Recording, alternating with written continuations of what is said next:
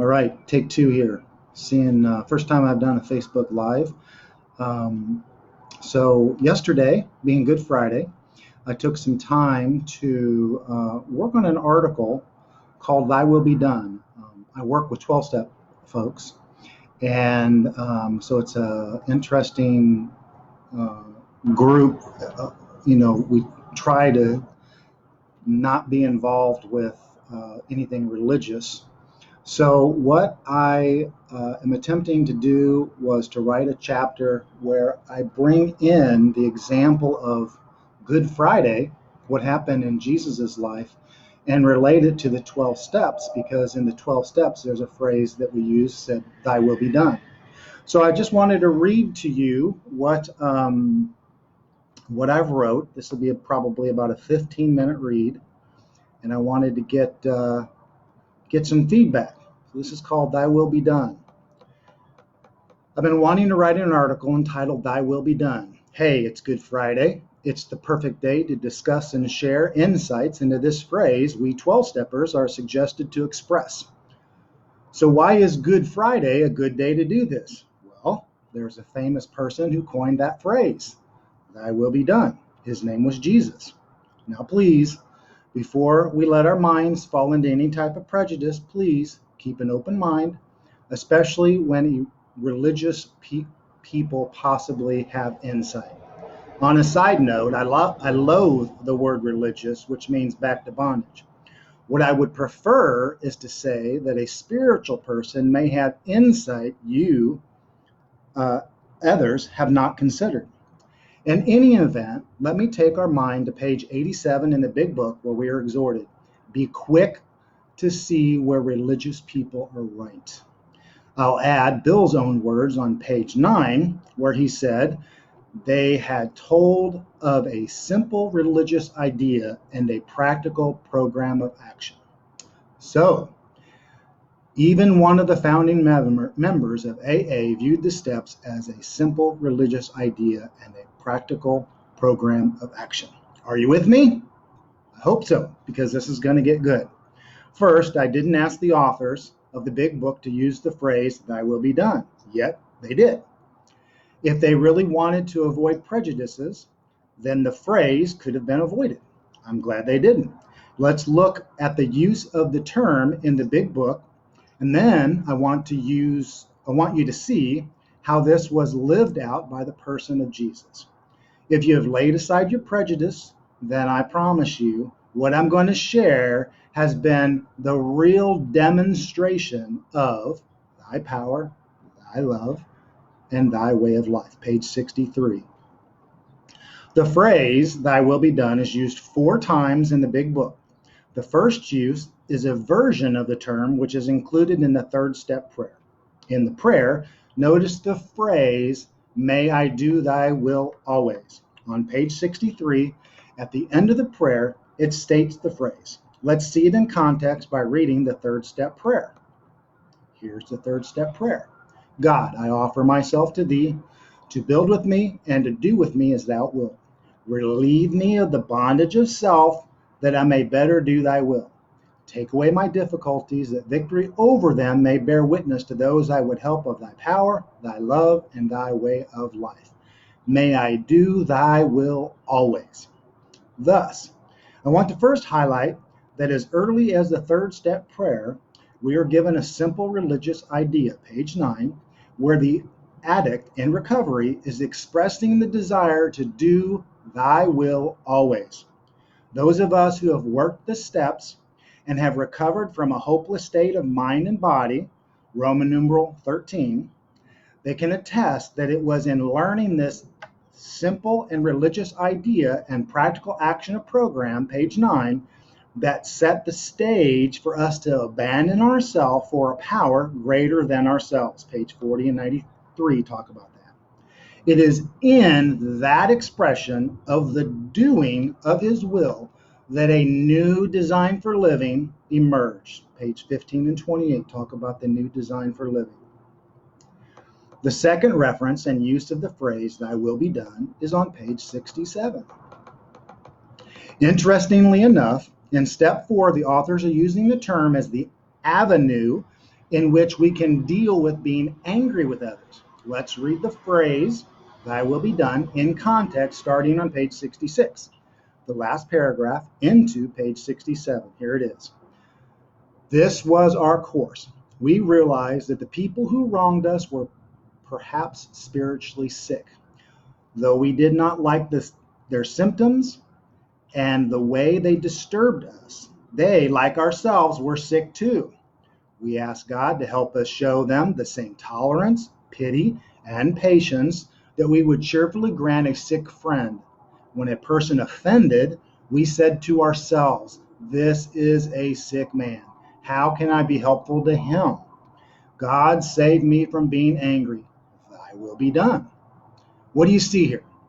Notice that as the addict is working their inventory, their side of the street, and discovering their resentments, the writers are suggesting that the same tolerance, pity, and patience that we are receiving from our higher power can be granted to other sick people. We are being exhorted to look at all the people as spiritually sick as we are. Thus, we can grant them the same tolerance. Notice, I didn't say you should. I stated you can. This is important. We don't want to should all over ourselves. Rather, we are setting up a design for living that will work for us. At least that is the promise of the steps. Thus, rather than become angry, we extend what we would cheerfully grant a sick friend. Notice how we are looking at others as our friends now. Notice how it is a suggestion. It is suggested to ask, how can I be helpful to him? Why is it being suggested to do this? Well, page 66 tells us that we had to be free of anger. Folks like us, the business of resentment is infinitely grave. That's page 66. In fact, we found that it was fatal. For when harboring such feelings, we shut ourselves off from the sunlight of the Spirit, page 66.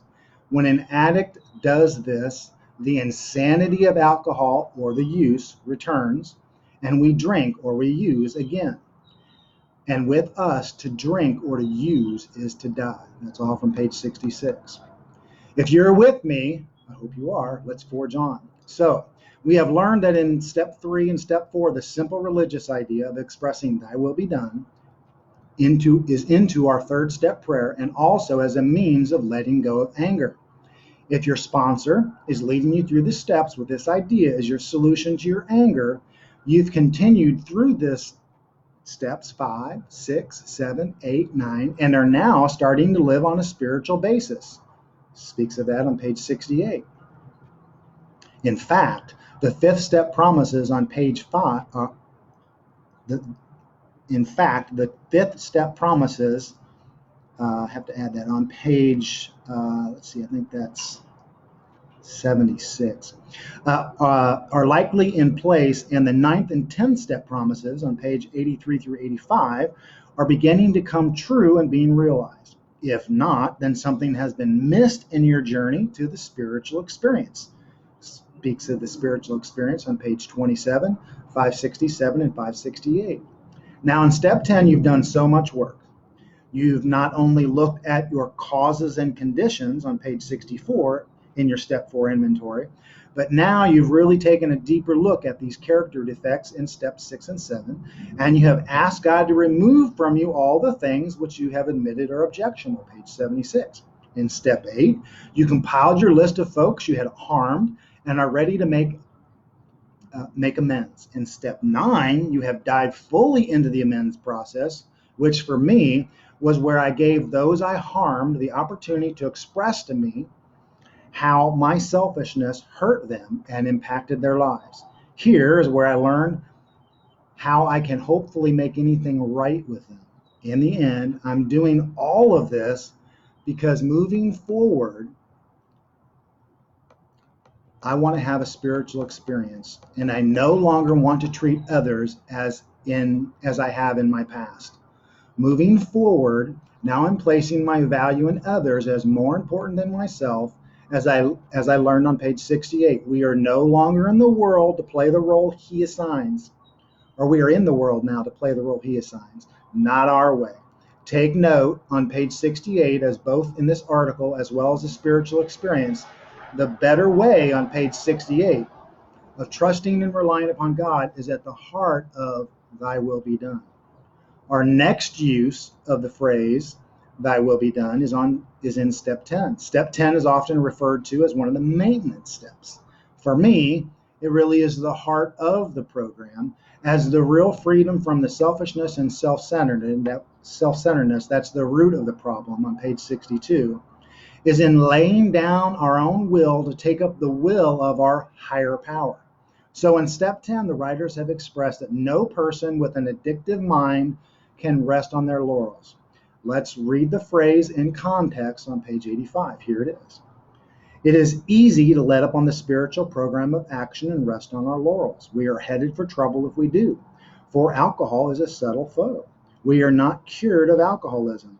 What we really have is a daily reprieve contingent on the maintenance of our spiritual condition. Every day is a day when we must carry the vision of God's will into all our activities. How can I best serve thee? Thy will, not mine, be done. These are the thoughts which must go with us constantly. We can exercise our willpower along this line all we wish. It's the proper use of the will. The writers here are teaching us that the daily reprieve is contingent on the maintenance of our spiritual condition. How is that done? By carrying the vision of God's will into all our activities. Page 58. The question is asked, how can I best serve thee? Remember, on page 67, how the writers taught us to deal with our anger. It was suggested to ask, how can I be helpful to him? So, it is in our expression of our questions, both to God, your concept of him, and man in each moment, that lead the selfish person with an addictive mind into a spiritual experience each day in each moment. Remember, these are the thoughts which must constantly go with us. A final highlight is the use of thy will be done, is that expressing that thought or phrase is actually the proper use of the will. Now, when I teach the concept of the proper use of the will, I like to take a sheet of paper. I'll mark it up with a pencil, a pen, a marker. If I have coffee with me in the example, I'll drip coffee on it. Next thing, I'll spit on it. Then I'll crumple it up. Then I'll stomp on it. Then I'll unfold it. I'll tear pieces of the corners off, give it a few tears. The final thing I'll do is squash it all back into my hand. Yes, I know this is a little bit dramatic and overkill. But in the end, it will look crushed and badly mangled. Why? Because most alcoholics or addicts have to be pretty badly mangled before they really commence to solve their problems. Page 43. When I can help the selfish person with an addictive mind to see how crushed and badly mangled their life has become, if they do see themselves as powerless over alcohol, that's step 1, and have come to believe in the power greater than themselves could restore them to sanity, that's step 2, then it makes perfect sense at that point that the self-will, talked about on page 60 and 76, and the self-knowledge, talked about on page 7, 39, 40, and 42, all these methods on page 31 that we tried that didn't work can't and don't work. Thus, the proper use of the will is to take our crushed will, that's lifeless, hopeless, and useless as it has been, and to offer the emptiness of all that our own self-reliance, page 68, has brought to the dance, and to lay this will and life into his care. Step 3. It truly is the only humble action that the addict can take if he truly wants to be happy, joyous, and free, page 133. The purpose, or the surprise to those who have journeyed down this path, is that they too have discovered that this is the journey of thy power, thy love, and thy way of life, page 63. This is how one enters into the spiritual experience, page 27, 567 and 568. It's a conscious contact, page 59 and 87. It's a design for living and standing in the presence of infinite power and love, page 56. Our final use of the phrase "thy will be done" is found on page 87 and 88, and it's associated with the 11th step. Recall, the 11th step process states this: sought through prayer and meditation to approve our conscious contact with God as we understood him, and praying only for knowledge of his will for us and the power to carry that out. That's on page 59. Here it is in context. We constantly remind ourselves that we are no longer running the show, humbly saying to ourselves many times each day, "Thy will be done." Here, notice that to enjoy a vital spiritual experience, page 27, the addictive mind is to constantly remind himself that we are no longer running the show. We are no longer the director, page 62. Rather, we are the child. The writers of the big book suggest that the recovering addict express "thy will be done" many times each day. You get that? Many times. Did you also note that when we do this, we do it in true humility? No wonder he has come to all who have honestly sought him. When we draw near to him, he discloses himself to us, page 57. Now, let's get to the Good Friday and to Jesus. Why? Well, this phrase, "thy will be done," is taken from the truth of Jesus' death and resurrection. He coined the phrase. Let's take a moment to read the phrase in its context from Luke 22, 39 through 46. And he, Jesus, came out and proceeded, as was his custom, to the Mount of Olives, and the disciples also followed. When he arrived at the place, he said to them, "Pray that you may not enter into temptation."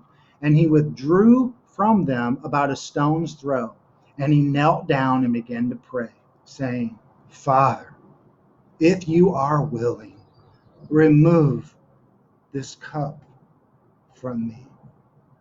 Yet, not my will, your will be done." Now, an angel from heaven appeared to him, strengthening him.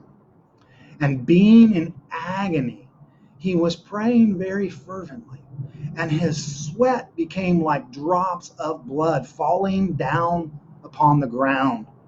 When he rose from prayer, he came to the disciples and found them sleeping from sorrow, and said to them, "Why are you sleeping? Get up and pray, that you may not enter into temptation." Okay, so here's the context to this story. Jesus is nearing the end of his earth journey. He knows it. Jesus now has the Last Supper with his 12 disciples. While at this gathering, he initiates the first ever Lord's Supper, where he takes the bread and he breaks it. "This is my body, broken for you." Next, he takes the wine.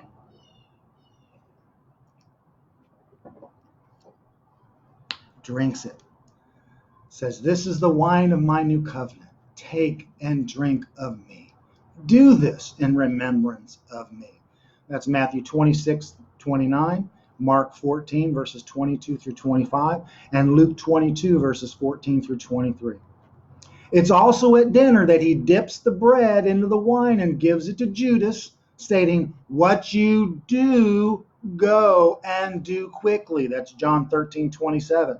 From there, he goes to the Mount of Olives, where the Garden of Gethsemane rests at the base of it. Here, he will take Peter and John with the rest of his disciples around and have this prayer time with God the Father that we just read. Okay, so what I want you to notice the humanity in Jesus' prayer and also the dependence he is expressing. Do you see the humanity? Jesus states, "Father, if you are willing, remove this cup from me." Other translations use the word "possible," so it reads it this way: "If it is possible, remove this cup from me." In Jesus' humanity of knowing the kind of death he would die, one of crucifixion, if it were possible as a human, He didn't want to go down this road. This road or area where Jesus walked with his cross in Jerusalem is known today as Via Dolorosa.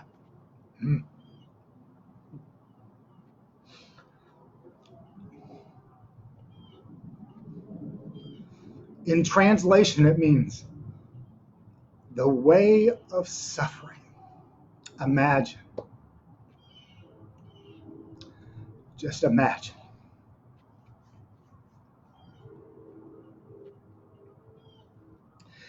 In this moment, or in the recording of this prayer, Jesus actually prays this prayer 3 times, not just once. In the moment, the anguish and mental distress of what was upon Jesus is so apparent and real that he actually starts to drip drops of blood.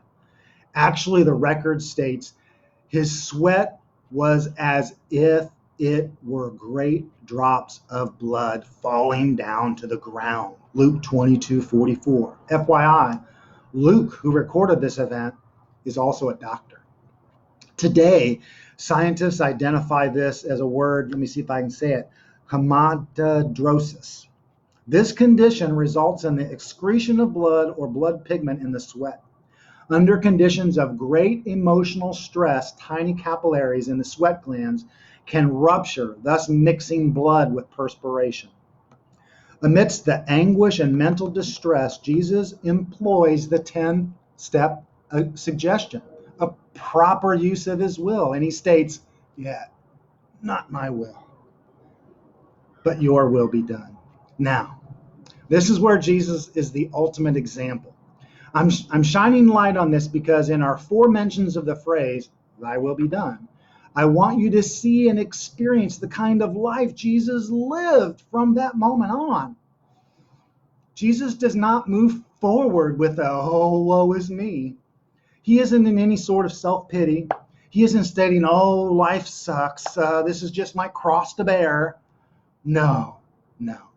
It's the proper use of his will that Jesus is catapulted to a new power, a new love, a new way of life, page 63. In fact, Jesus even follows the advice after the 3rd step prayer. You will notice, you will call the phrase, we thought well before taking this step, making sure we were ready, that we could at last abandon ourselves utterly to him, page 63. I'm going to suggest that Jesus has worked through all of his issues with the Father when he expressed, not my will, thy will be done. Hebrews 12:2 paints a beautiful picture of what Jesus was doing when he surrendered to the Father's will. It states, for the joy set before him, he endured the cross, despising the shame, and has sat down at the right hand of the throne of God. Do you see his motive? His joy he set before him was twofold. First, he was thinking about the joy of those who would come to believe in him. Isn't that the mark of love? The selflessness in service for others? To get the full picture of this, read Jesus' prayer in John 17. Secondly, he knew that after he endured the cross and finished his work, he would sit down at the right hand of the throne of God. Really, the life that Jesus lived over that day and the next is extraordinary. So I want to break it down so you can see what I want to call the life. If you and I really want to express, thy will be done, well, you will begin to experience the life that really is like no other. From now on, you won't be working the steps to gain sobriety or to be happy, joyous, and free. No. You will be living on a different basis, the basis of trusting and relying upon God, page 68. You will begin to trust infinite God rather than our finite selves. Once we are in the world to play the role he assigns and humbly rely upon him, it is there that he enables us to match calamity with his serenity. Remember, as it states on page 68 as well, we never apologize to anyone for depending upon our Creator. We can laugh at those who think spirituality is the way of weakness. Paradoxically, it's the way of strength. The verdict of the ages is that faith means courage. All men of faith have courage. They trust their God. We never apologize for God. Instead, we let Him demonstrate through us what He can do. We ask Him to remove our fear and to direct our attention to what He would have us be at once. We commence to outgrow fear. Again, page 68. So let's dive in to how Jesus allows God to demonstrate through Him what God can do. Page 68. First, in Jesus' whole ministry, it is noted that He only did the things the Father told Him to do, and He only said the things His Father told Him to say. For reference, look at John 5:19. John 6:38, John 8:28, John 12:49, John 14:10. Jesus stated that about Himself early on in His ministry and throughout. If you read the account of who Jesus was in His public 3-year ministry, you will see that this appears to be true. Here is my list of examples where I see Jesus allowing God to demonstrate through Him what God can do. Page 68, starting at the Lord's Supper. The first one, at the Lord's Supper, Jesus tells the disciples that one of them will betray Him. He had called them all friends. John is resting his head on Jesus' shoulder as he dips the bread into the wine and states to Judas, "The one whom I offer the bread will betray me." Now, he doesn't say that with an attitude. He actually gives him an encouragement and states, "What you do quickly." John 13:27. That doesn't sound like a man after his own will now, does it? The second one, at the Lord's Supper. After Jesus served the Lord's Supper, a great debate arose among the disciples. Who is the greatest? Here, Jesus takes the opportunity to share amidst the disciples rivalry, bickering, and argument that it is those who serve who will be the greatest. That's Luke 22, verses 24 through 30. Note that in a couple of hours, Jesus will be arrested. In less than 24 hours, Jesus would be crucified. And the true meaning of the wine and the bread, the blood covenant which Jesus just spoke about, which would all come true. Thus, Jesus' statement about service to others is the proof that He was willing to let God demonstrate through Him what God could do. The third one, the Mount of Olives. Peter has a very proud moment where Jesus has told the disciples that all of them will fall away and be scattered. Matthew 26, verses 30 and 31. Peter tells Jesus that even though all may fall away because of you, I will never fall away. Matthew 26, 33. Jesus informs Peter that he will deny Jesus 3 times before the cock will crow. That's Matthew 26, verses 34 and 35. Luke gives the heart of Jesus and shows that Jesus is demonstrating through him what God can do by stating, "But I have prayed for you that your faith may not fail. And you, when once you have turned again, strengthen your brothers." So here we see Jesus is focused on Peter and building him up to know that it's all going to be okay. The fourth one, Garden of Gethsemane. Amidst Jesus' soul being deeply grieved, Matthew 26:38, Jesus exhorts the disciples with him to keep watch and pray that you may not enter into temptation. The spirit is willing, but the flesh is weak, Matthew 26:41. He steps away for prayer with the Father, where he sweats his drops of blood, and the disciples fall asleep 3 times. On each visit, he exhorts and reminds the disciples about the importance to keep watch. It's similar to the exhortation we are given in step 10 to continue to watch for selfishness, dishonesty, resentment, and fear. When these crop up, we have 4 things we're supposed to do. Page 84. We're given 4 suggestions of remedy for this new crop. Here, he has no attitude, even amidst being deeply grieved. Rather, he sympathizes with the disciples and how the spirit is willing, but the flesh is weak.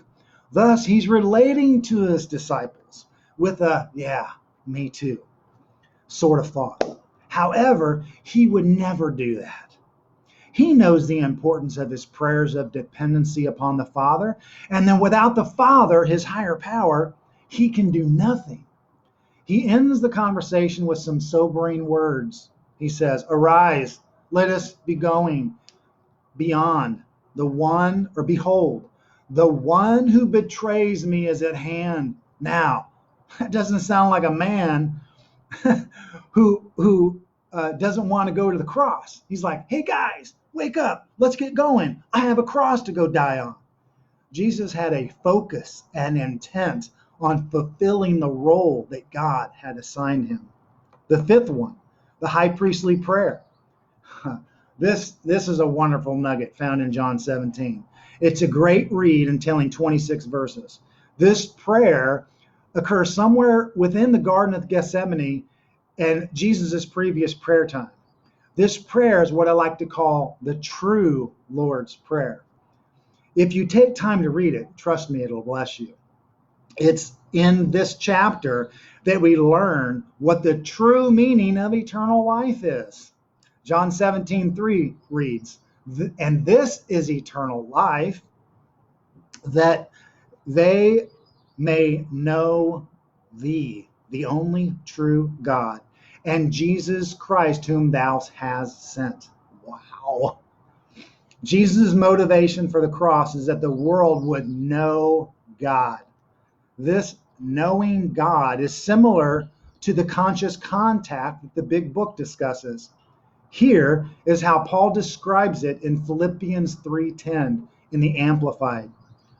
And this, so that I may know him experientially, becoming more thoroughly acquainted with him, understanding the remarkable wonders of his person more completely, and in that same way to experience the power of his resurrection, which overflows and is inactive in believers, and that I may share the fellowship of his sufferings by being continually conformed inwardly into his likeness, even to his death, dying as he did. Gulp. This chapter also speaks of the oneness that those who believe in him will have. If you take time to read it, I just want you to see Jesus' heart for any and all who will believe in him. This lengthy prayer is so special and intimate, and it's a great illustration of what it looks like when we are letting God demonstrate through us what God can do. There is no way one would pray this kind of a prayer and not be in dependence upon his higher power. The sixth one, while in the garden, Jesus is betrayed by Judas. Judas approaches Jesus, and Jesus says, "Judas, are you betraying the Son of Man with a kiss?" That's Luke 22:48. Do you see Jesus' full knowledge and understanding of what Judas was doing and the necessity that Jesus saw that Judas was to carry out his own scheme? Can you see Jesus looking upon Judas as a spiritually sick person, asking, "How can I be helpful to you?" He is also seeing how Judas is playing into God's will for Jesus. Jesus had perspective. Again, Jesus is not angry. Rather, he has surrendered his will and life into the care of God. The seventh one, Peter cuts off a guard's ear. Right after Judas's kiss, the disciples take up arms, a sword. In fact, Peter cuts off one of the guard's ears. What is Jesus' response? "Stop! No more of this." Luke 22:51. The next thing Jesus does is he heals it. Imagine that. Jesus is going to be taken to the point, at this point, to go to a crucifixion. And instead of running or complaining, he heals the guard's ear. What do you think that guard thought of Jesus then? In other words, Jesus took care of the harms done by Peter and makes amends for it on the spot. Now, now is always the time for a step 9, when God is demonstrating through you what he can do. Number 8, Jesus' arrest. After that healing, Jesus states, "While I was with you daily in the temple, you did not lay hands on me. But this hour and power of darkness is yours." Again, here, he is surrendered to God, the proper use of his will, to knowing God's plan, and that this time is theirs. It will serve the greater good of God's purpose and plan for redeeming mankind.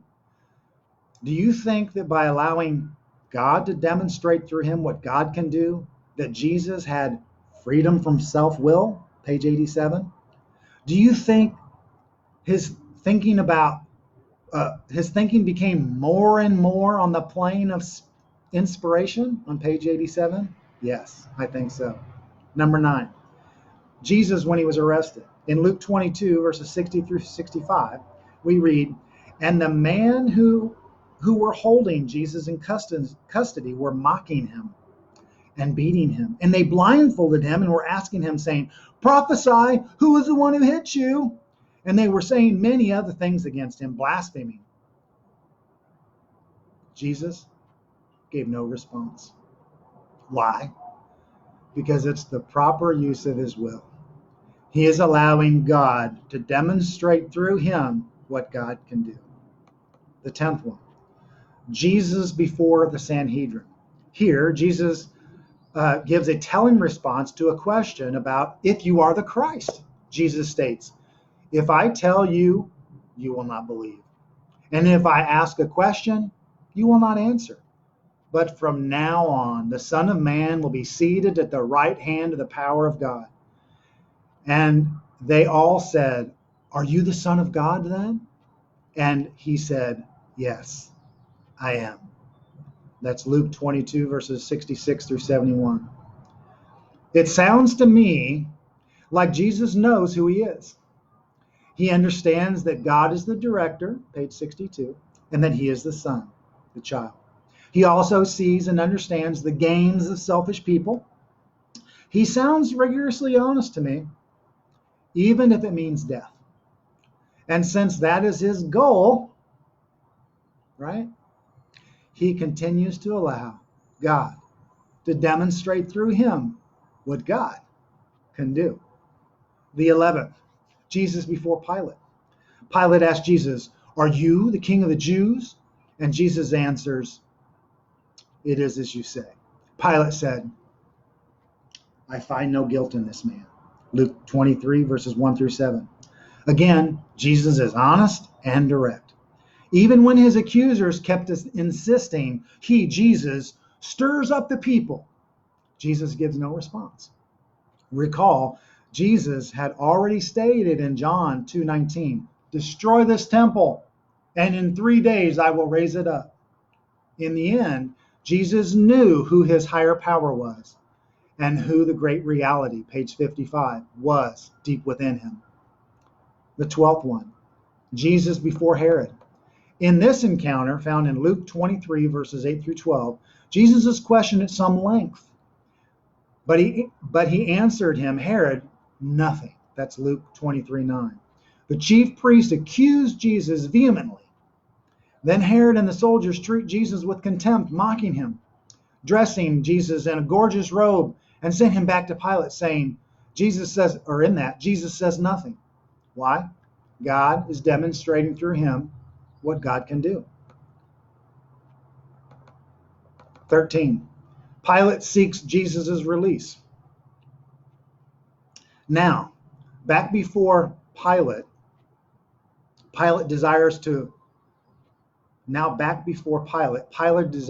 release Jesus, stating, "I have found no guilt in this man, nor has Herod. Thus, Jesus has done nothing deserving of death." From there, Jesus is to be punished with scourging and released. But the crowd stirs up a rebellion and states, "Crucify him! Crucify him!" This insistent voice wins out. In this whole trial, Jesus is found innocent, yet says nothing. And off he goes down the Via Dolorosa, the way of suffering, as God demonstrates through him what God can do. 14th, Jesus is mocked. This is the scene where Jesus is stripped and they put a scarlet robe on him, Matthew 27 and verse 28. They weave a crown of thorns and put it on his head. They kneel down before him saying, "Hail, King of the Jews." They spit on him and take a reed and begin to beat him on his head. As they cast lots, dividing up his garments, Jesus utters his first words. In Luke 23:34 we read, "Father, forgive them, for they do not know what they are doing." Wow.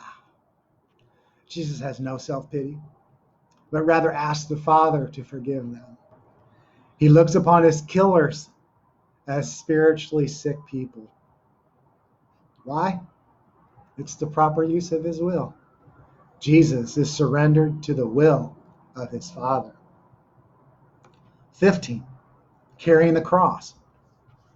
So here Jesus is beaten so badly by the flogging, 39 lashes, he can hardly walk. Historians state that you can actually see bone at this point. Additionally, Jesus has already lost a lot of blood. He says no words. Simon of Cyrene is pressed into service to bear Jesus' cross. As he gets to Golgotha, the name of the place where he would be killed, Jesus sees his mother. John 19, verses 25 through 27 stated this way: "Near the cross of Jesus stood his mother and her sister, as well as Mary, the wife of Clopas, and Mary Magdalene. When Jesus saw his mother and the disciple whom he loved," that would be John, standing nearby, he said to his mother, "Woman, here is your son." Then he said to the disciple, "Behold, your mother." And from that hour, the disciple took her into his own household. Jesus did two things of service here. First, he ministered to his mom and all mothers, really. He states in Luke 23:28, "Daughters of Jerusalem, do not weep for me, but weep for yourselves and for your children."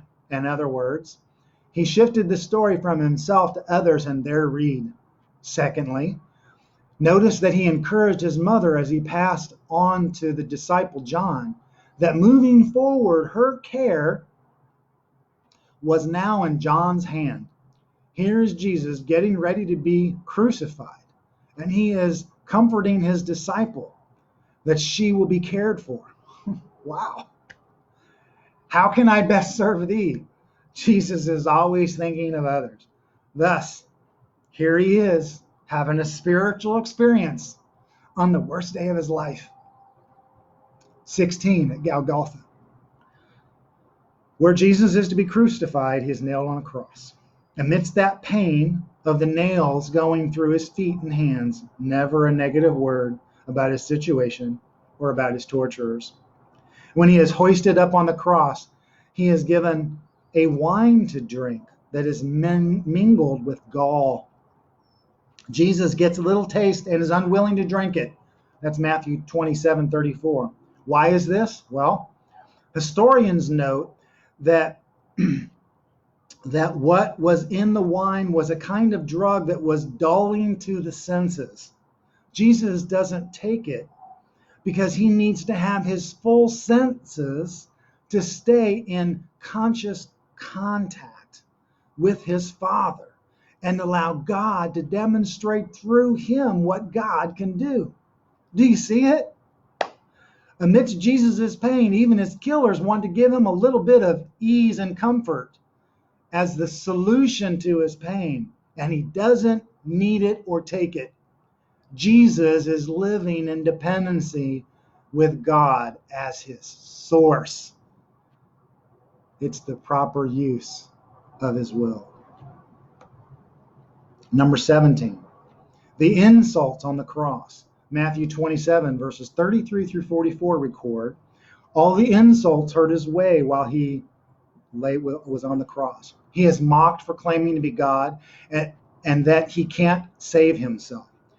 Here is where one of the two robbers chime in. One robber cast the same insult at him. When the other robber continued to slander the innocent Savior, the repentant robber rebuked him. Do you not even fear God, since you were under the same sentence of condemnation? Are we indeed justly? For we are receiving what we deserve for our deeds. But this man has done nothing wrong. That's Luke 23, verses 40 and 41. His next words were directed to the dying Jesus himself. He says, Jesus, remember me when you come in your kingdom. That's verse 42.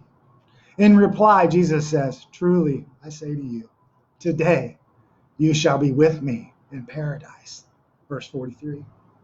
Dear 12-step brother, this sounds like a man who is taking advantage of the worst situation to serve others.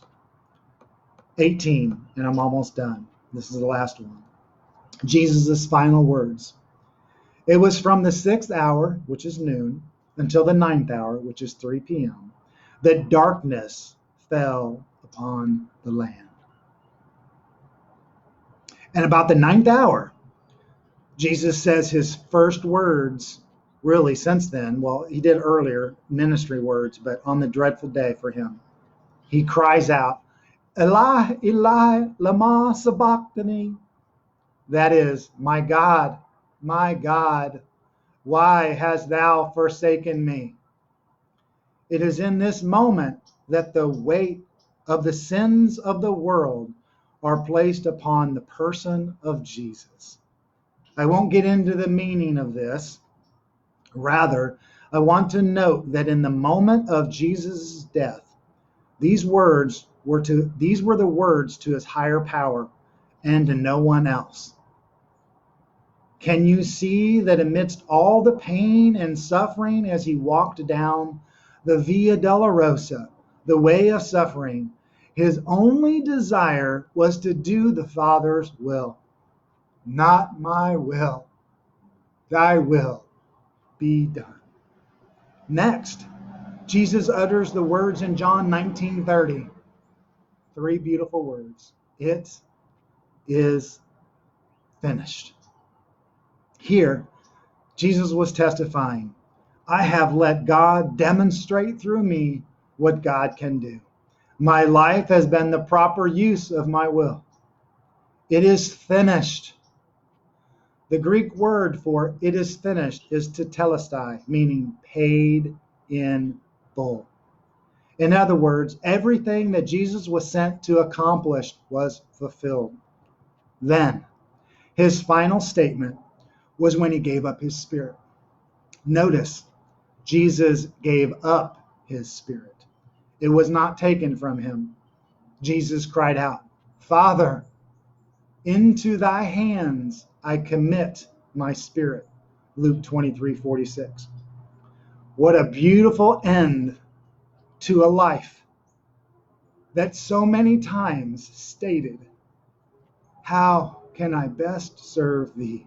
Thy will, not mine, be done. Page 85. These were the thoughts that went with Jesus wherever he went. Amen.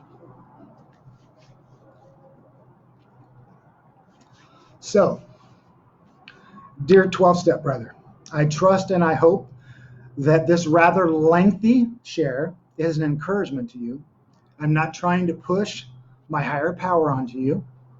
If you read that into what I have shared with you, then you missed the point.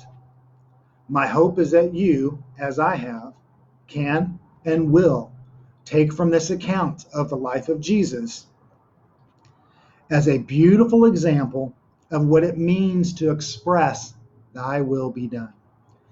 If it does offend you, or you get triggered, or it triggered a prejudice, all I ask is for you to get back into the steps and the discovery of what it means to express thy will be done. If I can be of service to you or anyone that is watching this, please let me know. Sincerely, Mark B. Guys, that was longer than I thought it was going to be, but I hope you enjoyed the read. It was a blessing to go down the road of suffering. And I hope it encouraged you, and know that to have a life, there always comes first a death. And it's through that death that we can experience the life in him, in our higher power, or whom you choose to call your Savior. Hope you have a great Easter.